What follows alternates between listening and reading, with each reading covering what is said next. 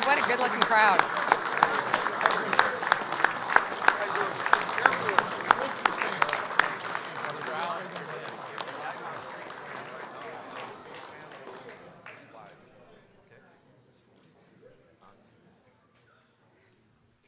Tell you what, this is an awesome crowd. Hey, thank you very, very much for coming out. I'm Congresswoman Sherrod Brown. I am from the state of Illinois. We have any Illinoisans here? In spirit? All right. I want to thank all of the colleagues of mine who I'm standing with for working together to introduce a better deal to ensure hardworking men and women who have paid into a pension can collect the benefits you have earned.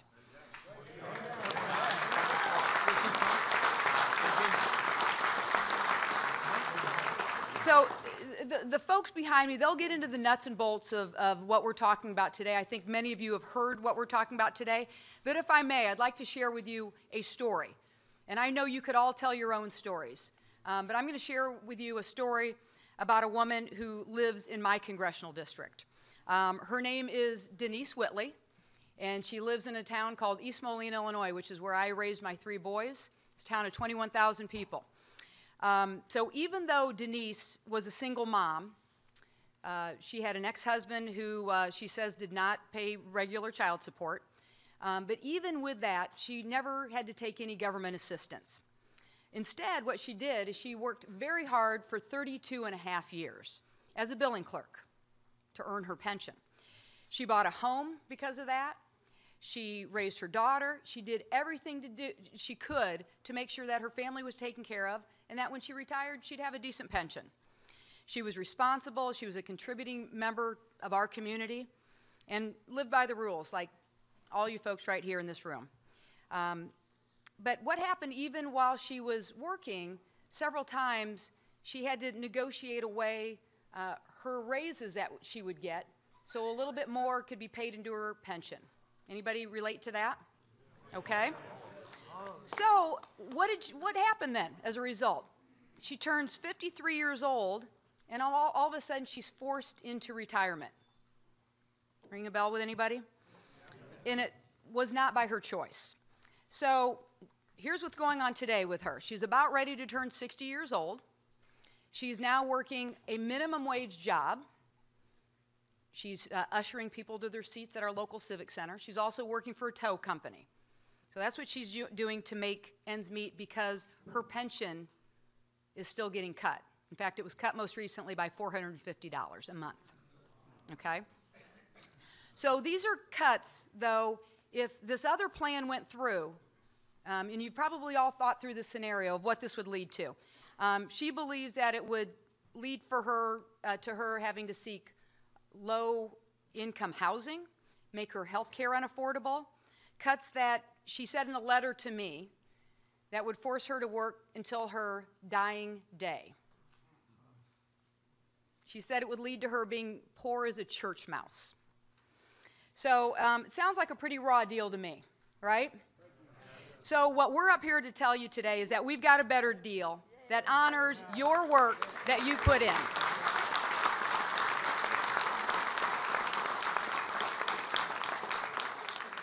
And of all days today, the House members up here, we're going to take a pretty tough vote today. It's easy for the Democrats to vote no to this tax deal, but it draws a distinct difference between what our belief system is. You know, we believe, all of those of us standing up here, we believe that seniors should be able to retire with dignity, right? You know, there's other folks, they believe that seniors should be forced into debt. We believe that we should be standing up for hardworking families and people like you. They believe in raising taxes to the tune of 36 million hardworking Americans. We believe that responsible leadership means fighting for better jobs, better wages, and a better future. So with that, I think you will see that the difference is very clear. And I'm very, very honored to be standing in front of each and every one of you, and I'm also very honored to be standing with my colleagues. With that, I'd like to turn this over to a gentleman who fights every single day for hardworking men and women, Senator Sherrod Brown from Ohio.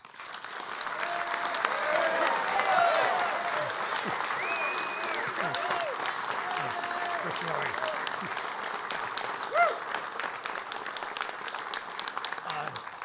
Sherry, thank you. Sherry's not been in Congress a long time, but she has made an impact already, and thank you for that. This is a really, really, really big deal, as you know. This is the United States Congress making sure that this country honors the work you do, that we honor work, that we look at American workers as the backbone of this economy, and that we reward the work you did by making sure that your pensions are what you were told they would be as you work for 20 and 30 and 40 and 45 years. So thank you to all of you who are here.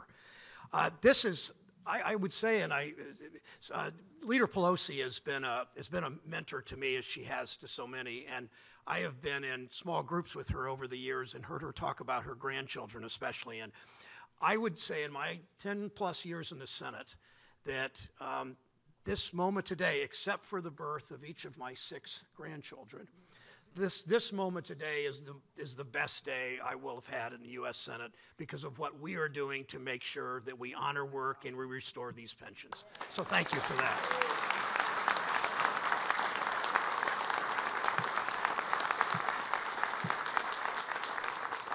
I thank Leader Pelosi and in the Senate Leader Schumer, who was called away at the last minute.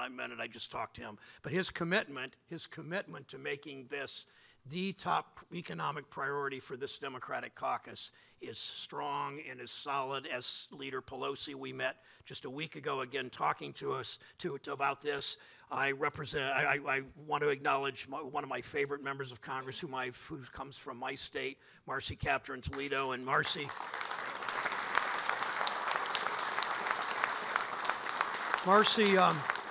I learned my first year in Congress, I worked with Marcy, and she taught me a lot about trade, and we helped to lead the charge against the North American Free Trade Agreement. I learned a lot of that from Marcy. Congressman Northcroft, thank you for what you're doing. Congressman Scott, who came to the House the same year as I did. Congresswoman Dingell, Congressman Nolan, thank you for your being here and being part of this too. And one of my best friends in the Senate and one of the most committed pro-labor members of the United States Senate. And there's a lot of you from Wisconsin because I'm running into you all the time in the hallways. And keep doing it. Tammy Baldwin, thank you for the work that you do. But this is, this and Richie Neal as the co-author of this bill, and he's really been the leader in the House on this, and we will continue to work together in this. But this bill, it's not about Marcy, it's not about Richie, it's not about Nancy or Chuck or any of us. This bill is about you, the men and women who traveled here today, the men and women who didn't just travel here today, Rita, but the men and women who have been here day after day, week after week, month after month, honoring the legacy of Butch Lewis. And I'll get to that in a moment, but honoring that legacy and making this fight, because this, remember, there's a lot of members of Congress. Everybody up here is on your side and will always be on your side, but there are a whole lot of members of Congress that need a little bit of persuasion, shall we say, and we need a lot of you to show up. Show up in mine worker shirts, show up in Teamster shirts, show up in baker and confectionery workers. This is Rita's granddaughter, more on her in a second. And being here and being the activist you are is so important.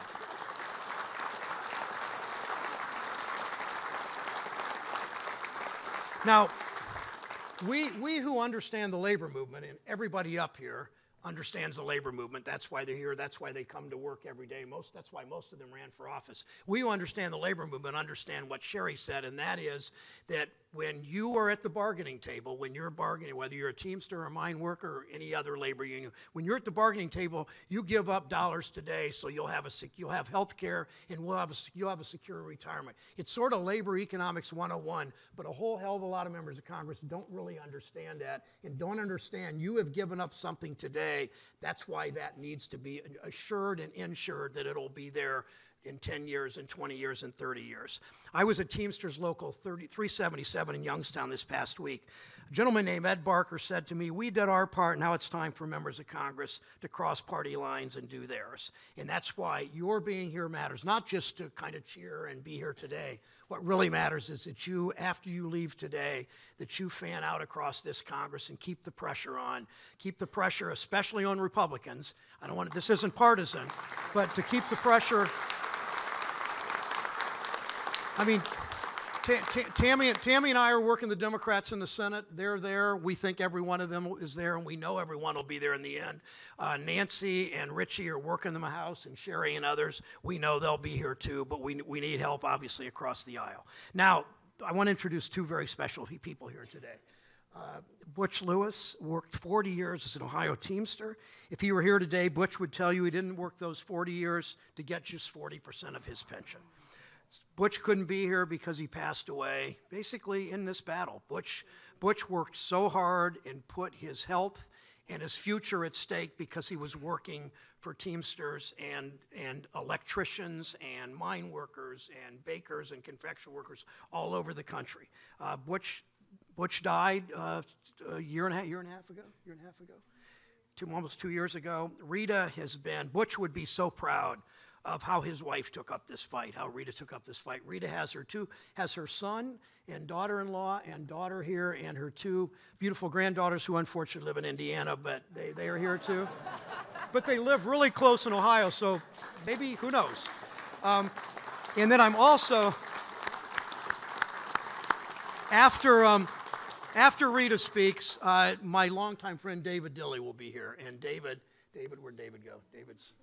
David's over here. Now David, as you'll notice, David has a Vietnam veteran's hat on. I look around here at the number of veterans.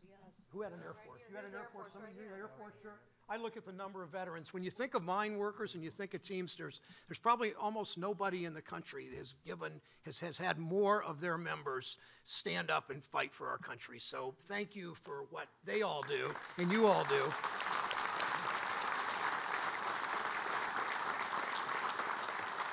Dave, as young as he looks, had 4 older brothers who served in Korea, right? And Dave was just, I'm proud to say, and this is perfect timing that we did this week rather than last. This past weekend, Dave was inducted into the Ohio Veterans Hall of Fame. So, David, thank you. And my honor to bring forward Rita and David both, if you would come forward. Rita.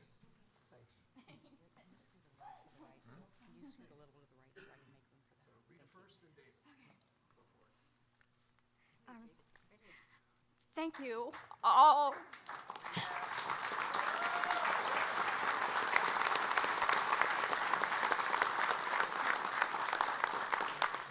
Thank you all, elected officials and representatives.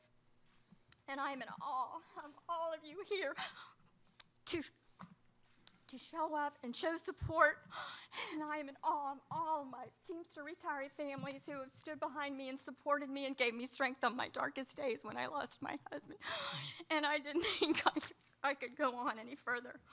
But having said that, I want to thank, and with great admiration, Senator Brown and his brilliant staff, especially Gideon Bragan, who I have a special affinity for.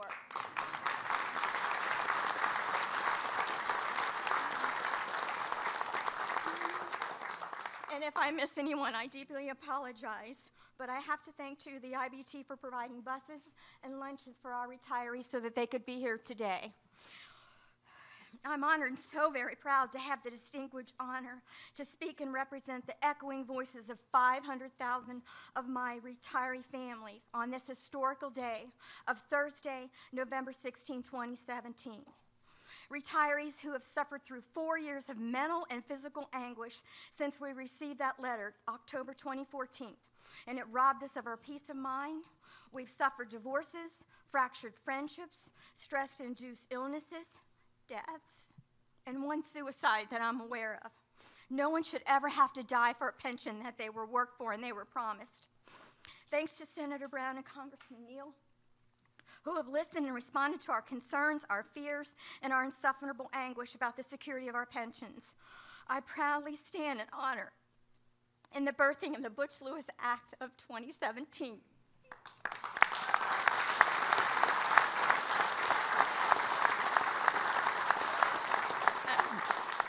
I just want you all to know that the bill may carry his name, but please know that each and every one of you played a part in this bill, and this bill is just as much yours, and it should be named in memory of all of you and everything that you have done for us.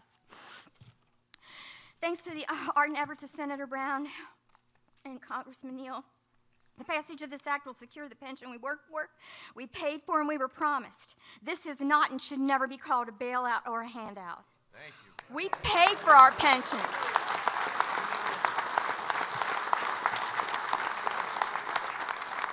We paid for our pensions through dedication to our employers while we created profits for them and we protected the viability of our pensions. This bill must be passed by the end of this year. Amen. Please just pass it. We've had and experiencing excruciating 4 years of waiting for a solution. And thanks to Senator Brown and Congressman Neal, we have a sound solution. Without the passage of this bill, our nation will suffer an economic tsunami of which the likes of this nation has never seen. For you see, we retirees, we drive this country by our spending dollars. Our spending dollars support local, state, and federal taxes.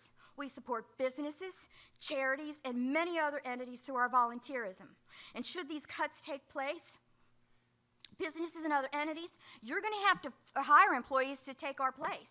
And this is going to have effect on your bottom line. These cuts will have an unstoppable impact because we'll no longer be able to pay our mortgages, we won't be able to supply our basic needs, and we're eventually going to be sitting on the federal government's doorstep, and they're going to be paying the bill.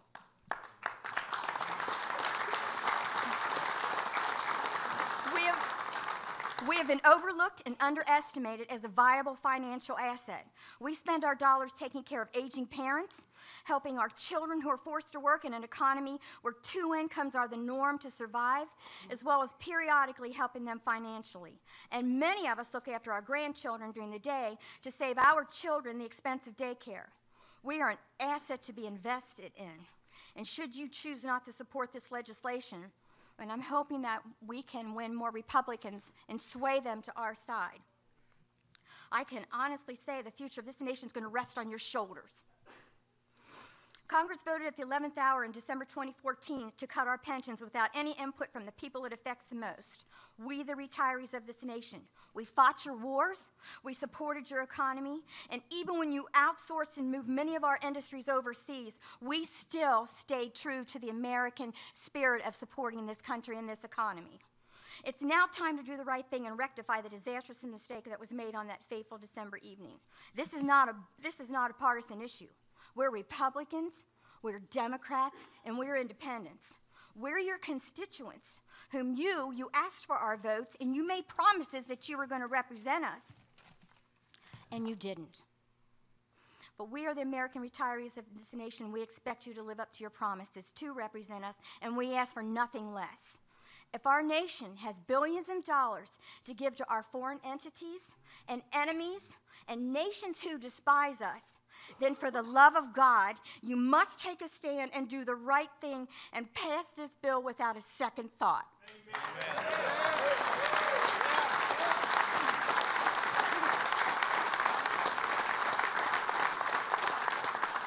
Guys, I'm getting near the end. I just want to tell you a little bit about my husband. My late husband took a stand, and although he's not here today, in part because of the crisis, he gave his all to this fight to his fellow retirees.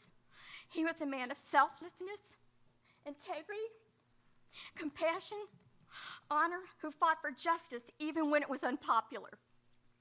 He had a love of life and love for his fellow man, and he touched the lives of all who loved him. He gave his life in service to his country, and now he has to fight, and he had to maintain a fight to attain an unimaginable feat to fight for what was rightfully ours. He immediately formed a committee in Cincinnati with the help of NUCPP President Mike Baldwin. He's a Vietnam vet.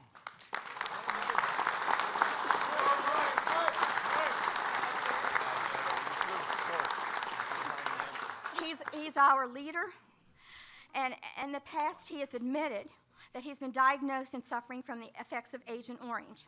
My husband respected and admired Mike for his dedication and intelligence, and believe me, those two were a force to be reckoned with. Unfortunately, that relationship was short-lived to my husband's shocking and untimely death. And Mike soldiered on alone for over a year to build our committees and grow an army to fight this fight of securing our pension. And even though my life will never be the same again, I want my retiree family to have the retirement they worked for and they dreamed of.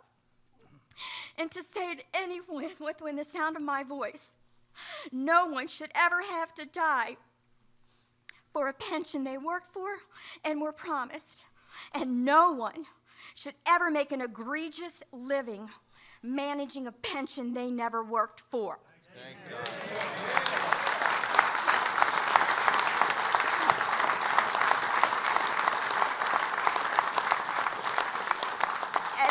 And in closing, we've been held hostage long enough. It's time to come together and pass this bill by year's end. We're holding you accountable because a promise is a promise is a promise.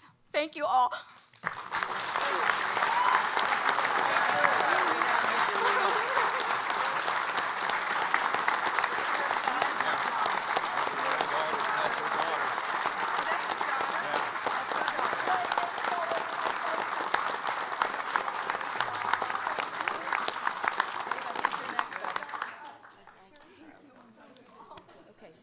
I'm Dave Dilly. I'm from the great state of Ohio. I grew up in the great state of West Virginia, but I'm from the United States of America. And being a Vietnam veteran, I got to tell you, sitting up here, my instinct is to run and hide. All the cameras is pointing at me, but my courage comes from knowing what's right. What's right is this pension bill that's being presented. I stand here, 87,000 pensioners stand to lose their pension. And that's what gives me the courage to stand here instead of all my instincts to run. Whenever I was in Vietnam, we were fighting for the right to run for office, for the right to vote. And we're hoping that the people that are elected by us do the right thing by passing this bill. And I'm in awe of all the people that have been a part of this, because it takes everybody, partisans, everybody, whether you're Republicans, Democrats, or whatever. It is absolutely the right thing to do. I look back at the people that in my area that I know real well.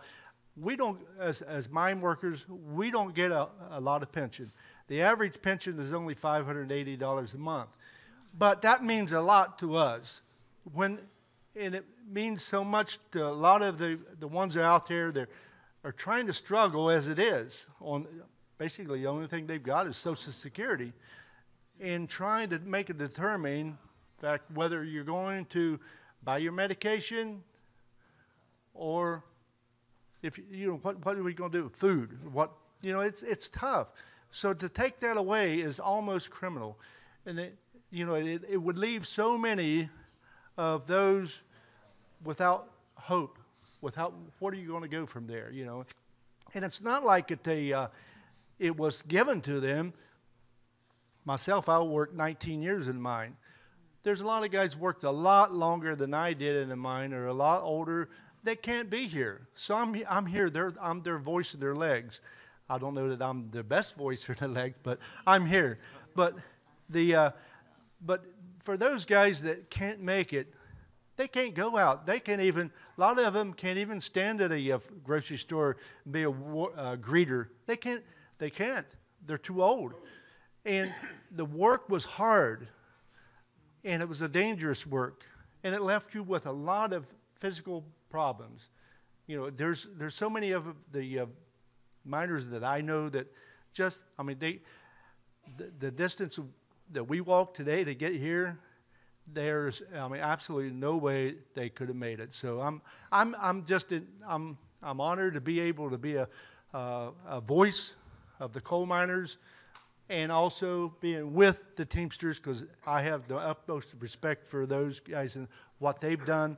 We have joined with Senator Brown. This bill is so amazing. It is so important to all of us. So I just hope that every one of you that knows anyone, get out there and bring the votes in.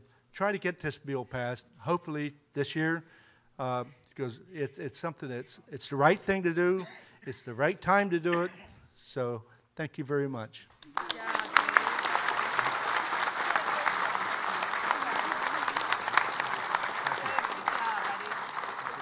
Hi, I'm Rich Neal from Massachusetts, and I'm been working with Senator Brown on this legislation, and actually the impetus on the House side came from Nancy.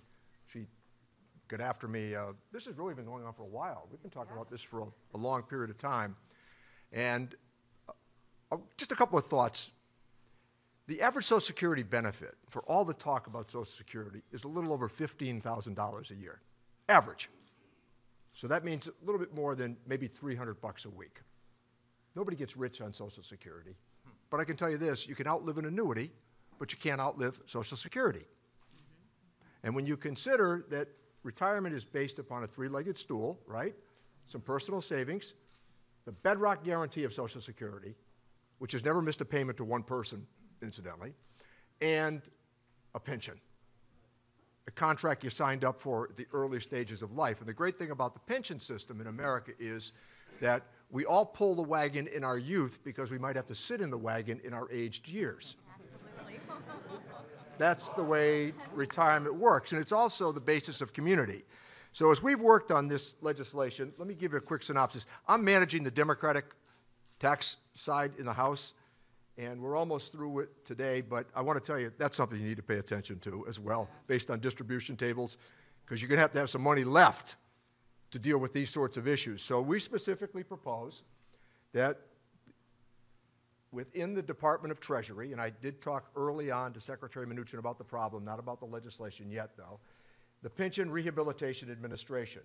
It would be a new agency within the Department of Treasury that would be authorized to issue bonds in order to finance loans to critical and declining status multi-employer pension plans, plans that have suspended benefits and some recently insolvent plans currently receiving financial assistance from the PBGC.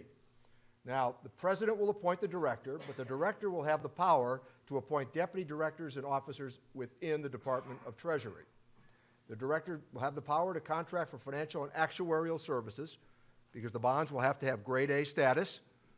There's a fiduciary responsibility that would be included, but the Secretary of the Treasury would then be authorized to issue bonds and use the proceeds to make loans to multi-employer pension plans that have been approved by the Pension Rehabilitation Administration. Now, that's a bit of a synopsis, but we've just gotten done with an argument here about keeping 401k plans. We just stopped the changes that were being proposed to 401k plans here. You can't fool around with retirement. You know, at Enron, one of the great ironies, on a Monday morning, Enron was the 7th largest company in America. On Friday, it was gone, and the people at the top kept their retirement benefits, and the people at the bottom did not get their retirement benefits. So we came to the aid here not long ago of the financial sector in America, and what we want is a path here to resolve this sort of an issue. But now you've got a vehicle. You've got an actual piece of legislation filed. And the key to it is, for all of you now, you've got to get after members of Congress and Republican members of Congress. After all, they represent some of you too. And you've got to make that request because we want this to be a vehicle that comes to the aid of your retirement plan. And then we're going to have some help from the administration on this as well. But you do have a starting opportunity. You have a path here now. There is a piece of legislation, and we're going to go gung-ho on it. And I just want to say again, Leader Pelosi, she's the one that encouraged me, because I've spent a career on working on retirement legislation, and she's the one that encouraged me to get after this. So I'm indeed grateful for it. And if you don't mind, I am going to go back and manage that side of the bill. Thank you all.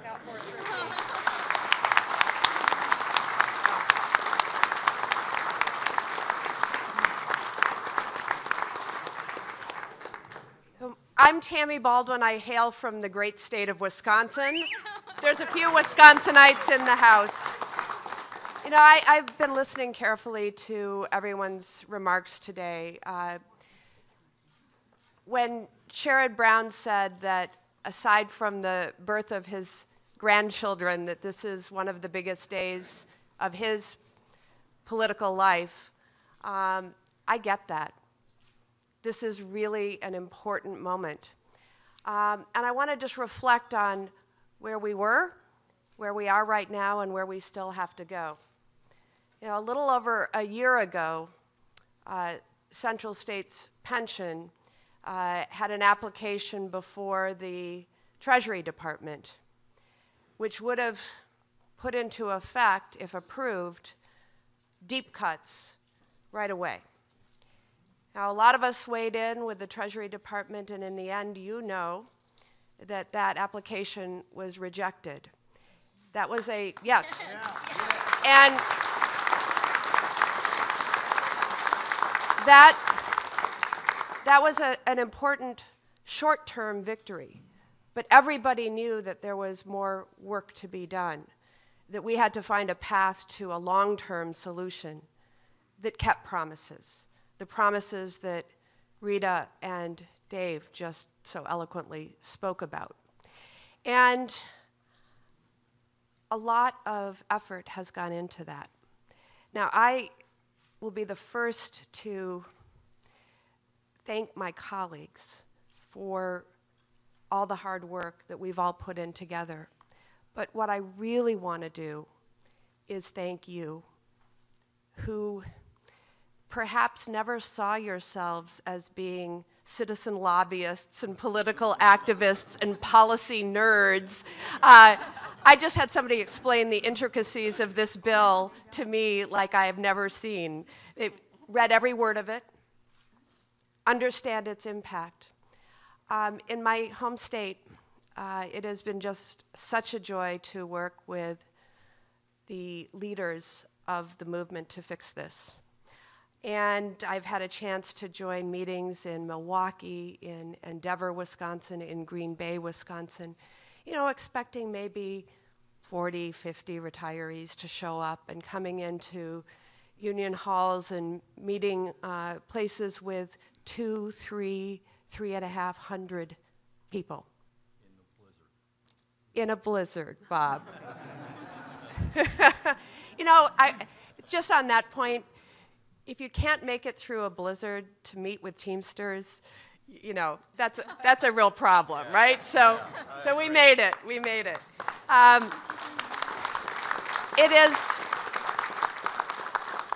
It's a big day, and when I was talking earlier with Wisconsinites who are here for this big moment, there's a lot of emotion, as you can imagine. But this, too, is a first step, because, as you've been hearing, we have a tall order to get it through both houses of Congress and onto the president's desk. I am so pleased to be with all of you as we introduce formally the Butch-Lewis Act. And I look forward to every step that we're going to take together to get over the finish line. But this is really what it's about. It's about hardworking Americans recognizing that this government is yours, and being active and speaking out and sharing your powerful stories. Thank you for being here, and we're going to work together really hard until we celebrate crossing the finish line. And next, I want you to hear from Representative Bobby Scott. Thank you.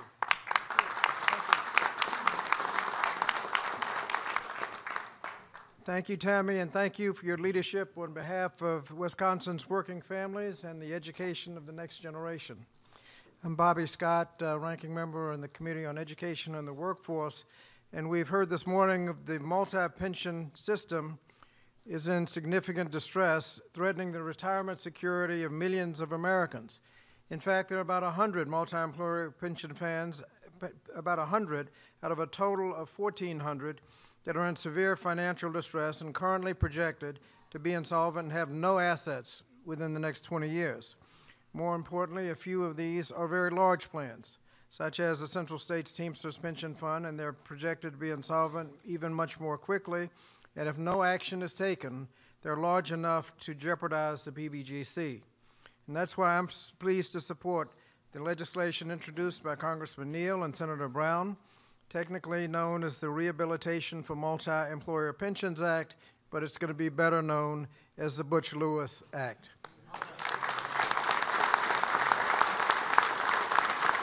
The bill proposes a solution to prevent troubled multi-employer plans from failing, and it safeguards retirees' hard-earned pensions. In the weeks ahead, we've got to work in a bipartisan fashion to responsibly address the multi-employer pension crisis. Millions of workers, their families, and retirees are counting on us, and the longer Congress waits to act, the more difficult and more expensive the crisis will be to solve, and that's simple arithmetic. And now it's my pleasure to turn over the mic to a champion for working families who has promoted better jobs, better wages, a better future, a better deal, the Democratic leader in the House of Representatives, Nancy Pelosi.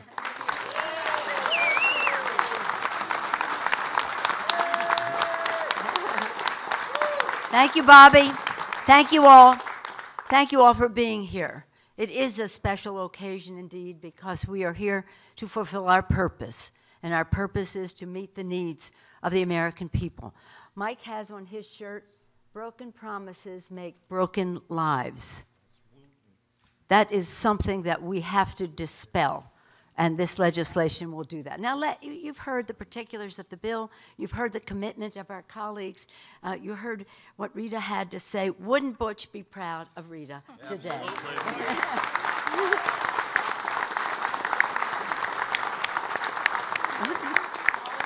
And wouldn't he be happy that Mike Walden is here to be with us today? Thank you, Mike, very much. And I know he would be very happy to see his family here, his grandchildren. This is about the future. It's about family, it's about the future, and it's about our country. We're very proud that Sherrod Brown and Senator Baldwin are two veterans of the House of Representatives. We take great pride in their leadership in the United States Senate on issues that relate to America's working families. They are in the lead. I'm especially also pleased, you heard from Sherry Bustos at the beginning. Sherry's one of the co-chairs of our communications and helped develop an economic message, a better deal, better jobs, better pay, a better future. And within that better deal is our commitment to repairing the pension system. Thank you, Sherry Bustos, for your leadership in that regard.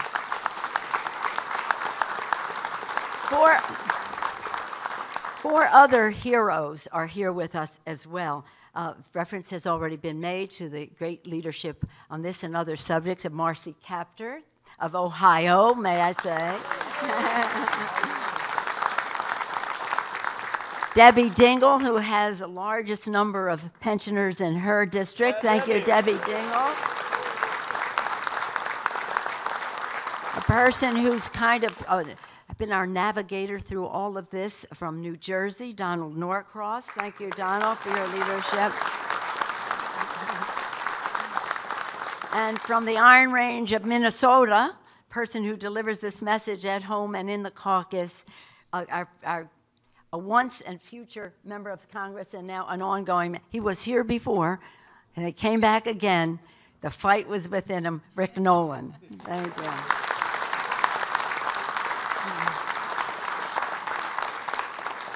When I asked Richie to take up this responsibility, I had only 2 words of instruction to him, or suggestion, shall we say. No cuts. Yeah.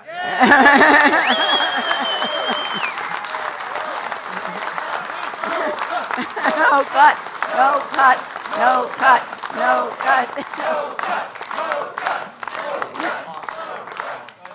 And he and Bobby Scott, and we're so proud of Bobby's work on all this, he and Bobby Scott, their committee, shared jurisdiction, worked together to bring us to where we are today. And again, it is a great day. I'm just going to share a little personal story because my mine worker friends who are here have been to my office many times, and they see my friend that sits with me in the office. Oh, wow. You know, so, and this mine worker. My father served in Congress. My father served in Congress from Maryland in the 30s and 40s, a New Deal Congress. long before I came to Congress, 50 years before I came to Congress, from Maryland, a different state with a different name, Thomas D'Alessandro. And when I became a member of Congress, he brought me one thing from his office, our friend the mine worker. And it wasn't just about being a mine worker, it was a worker. And he said, this is what our purpose is. It was for him in public service. This is your purpose. And this is our daily reminder, not just a reminder, we don't need it, but inspiration. So when these mine workers came, we were fighting for the health benefits. Remember that fight? Okay, we got through that, but not the pension. And the Teamsters and the confectioners, the list goes on and on among the workers whose pensions are threatened. This is our purpose. Promises made, promises must be kept, but it's not only that. It's promises owed. This is money that you put into the system. This is an immorality.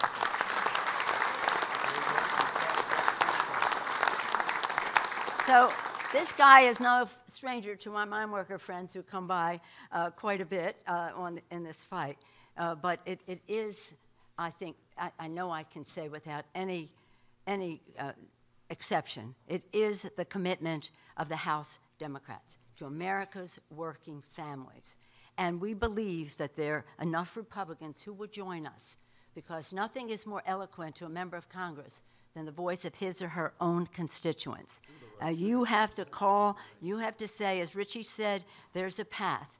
As Bobby laid out, there is a plan. As Senator Baldwin and Senator Brown put forth, there is consensus and unity on all of this.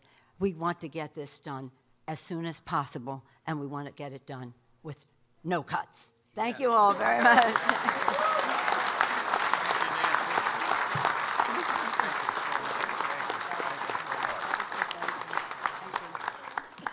Actually, we enjoyed so much of each other's company, and isn't it wonderful? Again, this is about the future, to see Butch's grandchildren and Rita's grandchildren here. You're lucky, Rita, your grandchildren are here today. So we are actually in the closing debate on the floor of the House now on this abomination of a tax bill. So some of us are going to have to go to the floor, but if anyone had a question, we'd be pleased to take it. Any questions? No? Okay.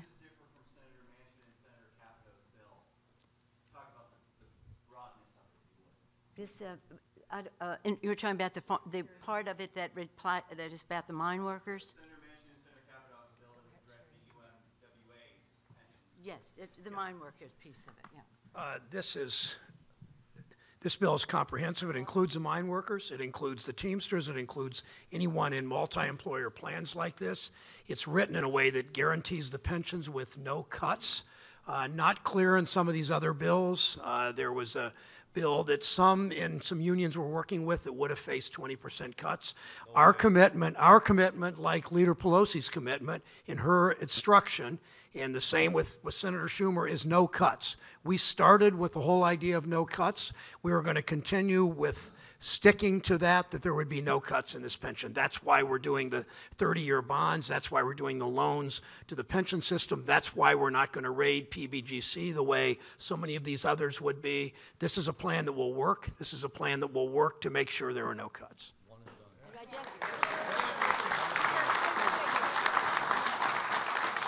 And one of the guiding principles throughout all of this is that whatever path this bill took, that the mine workers were included every step of the way. So it's a broader bill. I just want to, in closing, thank all of you for coming. Again, reiterate what Sherrod Brown said earlier about the distinguished Democratic leader in the Senate, Chuck Schumer. They're fighting the fight in committee over there on the health care bill, as well as we have to deal with caps and all kinds of other subjects right now. So I'm holding down the fort here. He's holding it down there. But his commitment to this legislation, the Butch-Lewis bill, is total. As Sherrod said earlier in our meeting last week, he was fully committed, on board, and impatient to get moving with it all. So let us thank Chuck Schumer for his leadership on all of this as well. Thank you all very much. Thank you for joining us. I neglected to mention Congressman Norcross is a card-carrying union electrician. So I just thought I would throw that in. So, and he's been a real leader. Thank you all for coming. Thank you. Go out and do what you need to do to get these votes. Thank you, everybody. I just, very quickly, I want to thank everybody. And I met Mike Walden in February 2015, and it has been an honor and a privilege to get behind this man and lead this fight, and we will take it to the end. We will be victorious, and thank you, veterans. Thank you all. Nobody's worked harder than on this than Mike Walden has. Nobody. So, thank you. Thanks, everybody. Later, don't forget your coal miner. My guy. Hey, Mike. Sherry Bustos from Illinois. Good. Yes, thank you very much. How are you? I didn't see you back there. Oh, you know, I can't thank you guys. And this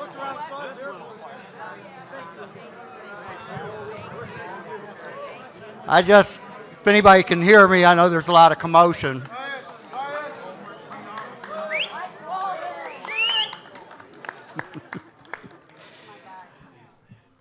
It's very emotional to see everybody here. I've met a lot of good friends in the Senate and the House. These become very good friends. The staffers have been just phenomenal. I wish I could get an award for each and everybody that has, and we came buy them a cup of coffee, but trust me, the staffers have done so much work on this. But the main thing I want to say, and IBT, Galen Monroe, our lobbyists that we just recently hired, Barbara Canale and Associates, IBT, Pension Rights Center, we have so many people that have helped us on this and guide us that. But the main thing, when we started this small committee in Ohio with about 12 people, it has grown to 65 committees across the country, and none of this could be done without all of you and reaching out to Congress and Senate to get this done and to tell our friends what we needed, and our friends come together because they care about you constituents. And remember that when you go to vote next time. Remember who has helped you. Whether they're Republicans, Democrats, whoever they are, remember who they are. But my appreciation goes out to all of you. I do have a press statement over there that we were going to release, but I don't have it in front of me to read. But I appreciate every one of you for your support in many ways, not only monetarily, but the pat on the back, the letters, the writing, the comments, everything made. So, but truly, I'm not going to read this now, but truly I appreciate everything you've all done, plus the media that has been backing us and putting out the stories, and most generally our members here in Congress, Senate and the House both. They've really they've stepped up to the plate. So thank you so much for everybody and everything. Thank you, Mike. Hey, Mike. Thanks, buddy.